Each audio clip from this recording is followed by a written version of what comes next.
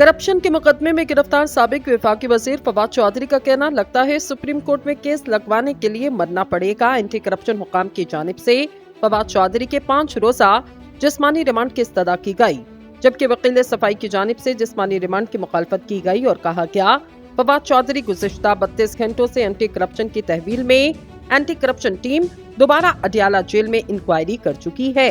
अदालत ने anti corruption की फवाद चौधरी के 5 रोजा जिस्मानी रिमांड की इस्तदा मुस्तरद करते हुए इन्हें मजीद 1 रोज के लिए एंटी करप्शन पुलिस के हवाले किया।